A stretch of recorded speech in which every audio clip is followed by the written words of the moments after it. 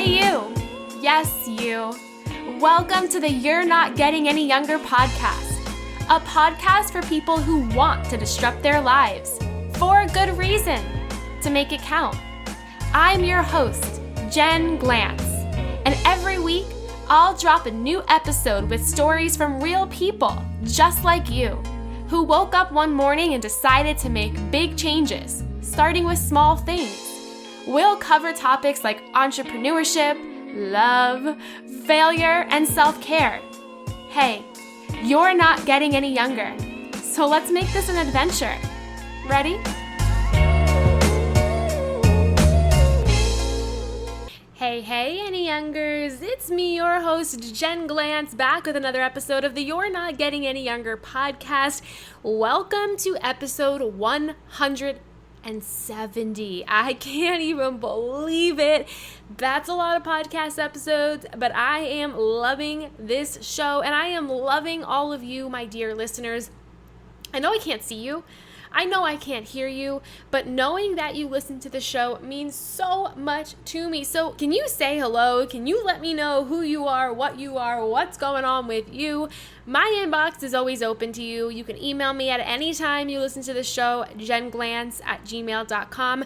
Send me a message on Instagram. I promise you I will respond at Jen Glantz. And let me know how you're doing, how you're feeling, who you are, all of the above. I feel like I take up a lot of room in your life with these weekly episodes. Take up some space in mine. And if you're liking this show, here's what you can do to support the show. Number one, right now, as you are listening to it on your phone, go scroll up and find the subscribe button. When you hit that button on iTunes or Spotify, all it will do is every time there is a new episode that is released, which is every single Friday, that episode will download right to your phone. Doing that helps me out so much. It allows more people to find out about this show and more great things to happen. Also, if you wouldn't mind leaving the show a review, if you go to iTunes, leave us a review. That also is so helpful to us. We're at about 160 something reviews. I want to get it to 200 by the end of the year as we celebrate our 200th episode. So you doing that means so much to me. And once again, you hear me say this every episode, come hang out with us in the secret You're Not Getting Any Younger Facebook group. There's an awesome group of people in there. There's around 1,500 other listeners you can say hello to, you can network with, get questions answered, and just feel a sense of community. The world is slowly opening up. More and more things are happening, but it doesn't mean that we still feel that connection. Sometimes our communities are online. Sometimes the people we can open up to, we find online. And that's exactly what the You're Not Getting Any Younger Facebook group is truly at its heart.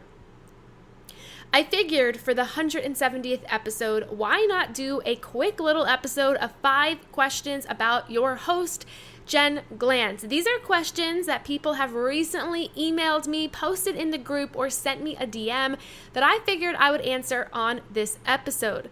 You know, for the past couple of years of doing this show, I've spent a lot of time interviewing other people, a lot of times giving you motivation, a lot of times doing that Monday pick-me-up, but today I figured I would tell you a little bit more about me. So I picked 5 questions out of a handful of questions I've been asked recently to share with you some answers. That way you can get to know a little bit about what is going on with me.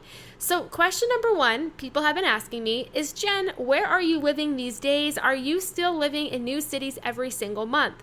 Some of you remember when I started this podcast, I didn't have a home of my own. I had just sold all of my belongings and I was living in new cities every single month. This lasted for about 2 years. Adam and I lived in cities all over the country, from Los Angeles, Denver, Chicago, Austin, Texas, Portland, Oregon, different spots in New York City. And we loved doing this. It was so much fun. We would choose a city, we would go there for a month, we would get to know the area, we would try out all the new spots, meet some friends, and then pack up and go. And I loved this lifestyle. It was hectic. It was adventurous. There was always something new. It was anything but routine. And for a person like me, that's what I thrive on. I thrive on chaos like that. I thrive on having my entire life in garbage bags. Like, all of that is when I feel the most at home, is when I don't really have that one place to go back to. And I know that's different than how a lot of you might feel, but that was a lifestyle that worked so well for me. But eventually we decided to put that on pause, and around, I think, April 2019, we took a lease. We subletted an apartment in Williamsburg, Brooklyn, and we ended up extending that lease. Then the pandemic happened. We extended it again. Our lease is up this October. I have no idea what we're going to do, whether it's leave Brooklyn, go somewhere else, or find somewhere else to live. Likely we won't stay in the apartment we're in. I love this apartment dearly. I love everything about it. We've functioned so well in this apartment, though it's tiny.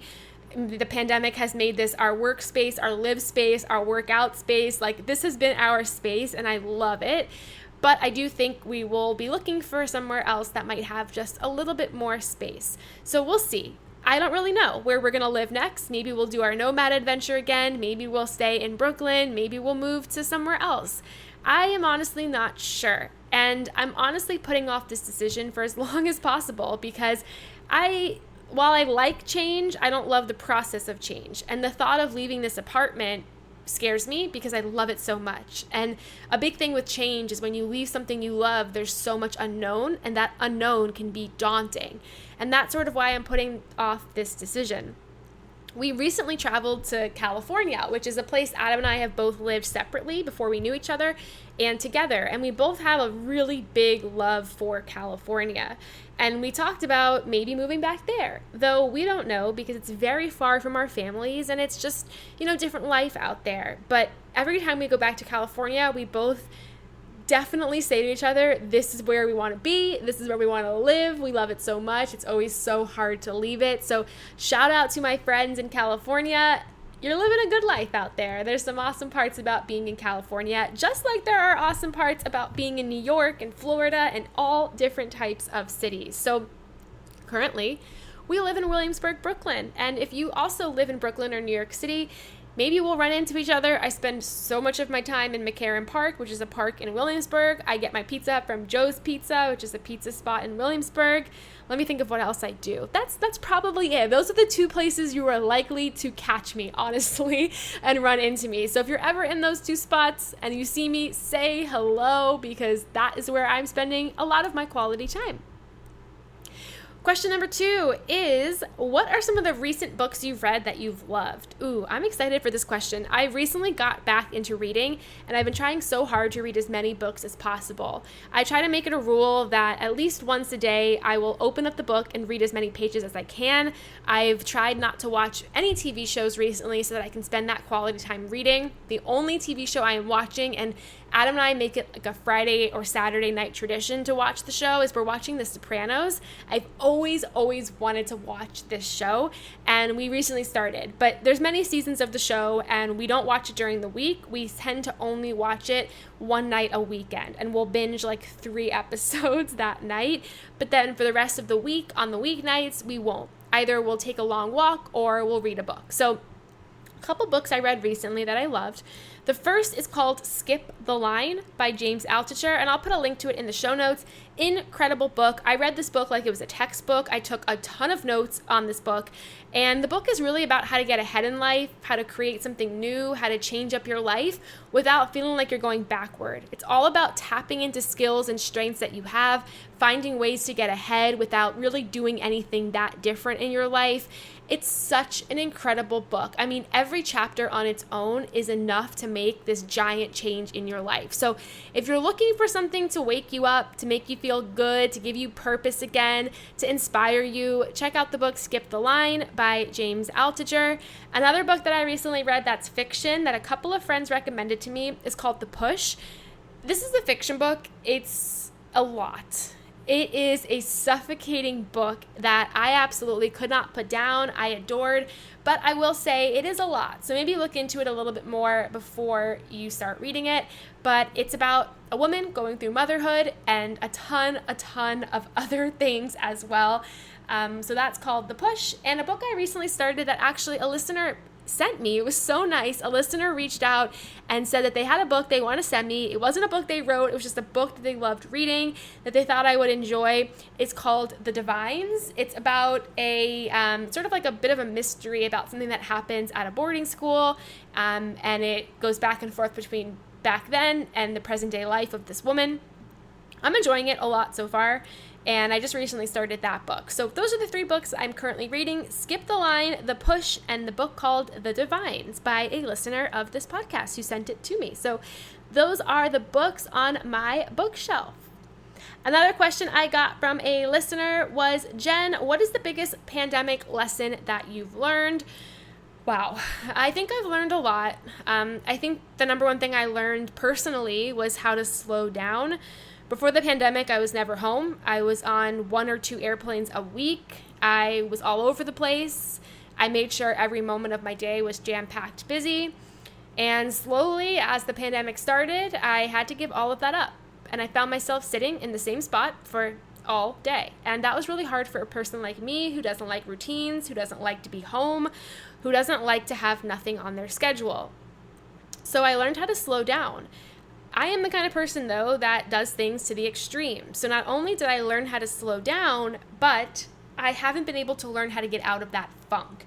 So a big thing I'm working on right now is breaking up my day, is getting outside, is moving around, is going back out there. And that's been really tough for me because I went from going 1,000 miles an hour to going 5 miles an hour and getting stuck in that 5 miles. So I'm trying to increase my pace in life. I'm trying to do more interesting things for myself in life. And that's been a really tough battle. So that was a lesson I learned in the pandemic, which was a great lesson to learn, but also something very, very challenging for me to now find balance in.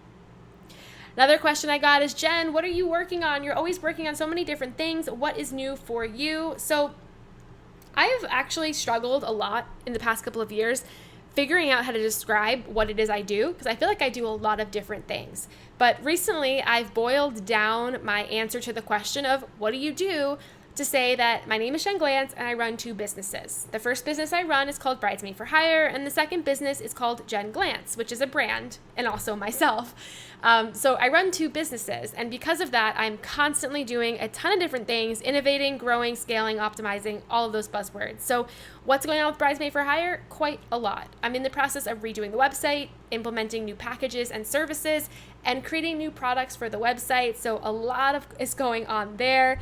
We've also been going extremely viral on social media in the last couple of months. We went from 3,000 Instagram followers to almost 25,000 just through videos that I've created and produced and posted, and the same thing with TikTok. So there's been a lot of growth there. On the Jen Glantz business, lots of things happening as well. I'm starting to limit how many coaching clients I'm taking on every month to give people more one-on-one focus. I'm releasing a couple of new products and courses later on this year. I am finishing up finally the Bride book, which is going to be up on Amazon for sale as a whole book, hopefully in the month of August. I'm still doing this podcast. My goal is to hit 200 episodes by the end of the year. This is episode 170. I am also thinking of creating my first e-commerce project and product that will be sold at the end of the year along the lines of the 90-day challenge that I have been doing, and so many more things. I can go on and on and on. So I'm always working on a lot, and I love it, but sometimes it's very hard to keep focused, stay motivated. I was telling somebody this the other day that, you know, when you are a solopreneur, which is what I am, you're making all of your decisions and everything is on you. And sometimes that's great. For a person like me, that's how I have to function, but sometimes it's hard. And I've been going through some of the weeks recently where it's just felt hard. My final question that I'm going to answer on this episode is, hey Jen, you and Goofy seem to spend a lot of quality time together. What lessons has Goofy taught you? My goodness gracious, Goofy, my dog, has been the ultimate best friend, soulmate, and teacher over the last year of us being together. I think one of the things I've learned from her is this feeling of unconditional love. You know, the way she looks at me and loves me and is there for me even when I'm at my worst is something I strive to do and be for more people. The other day I was having just a really off day, a really bad, crummy day, and Goofy showed up. She came onto my bed. She came up right to my face and kissed me and snuggled with me and just made me feel like even though I wasn't my best, I was in a really bad place, that somebody still loved me and was there for me. And it meant a lot. It meant a lot. I think sometimes when we see people going through stuff, we keep a distance or we're not quite sure how to respond or how to react. And I think in this instance, just having a person, a dog like Goofy who feels like a person, remind me of that unconditionalness was so powerful. So I learn from her every single day, and I'm just feeling so grateful to have her in my life. Well, those are my 5 questions answered for you on this episode of the You're Not Getting Any Younger podcast. Thank you for listening to this show. Make sure you subscribe, leave us a review, come hang out with us in the You're Not Getting Any Younger Facebook group, and stick around. Brand new episodes drop every single week. Until next time, all my love, Jen Glantz. Hey you! Thank you for listening to the You're Not Getting Any Younger podcast. There are hundreds of thousands of pods out there, so thank you for listening to this one. You can find the show notes for this week's episode up on our website, anyyounger.com. Subscribe, rate, and review the You're Not Getting Any Younger podcast on iTunes so that other ears around the world can listen too. Oh, and join our secret You're Not Getting Any Younger Facebook group, where over 1,000 people are talking about how to disrupt their lives, for a good reason, to make it count. Until next week, all my love, Jen Glantz.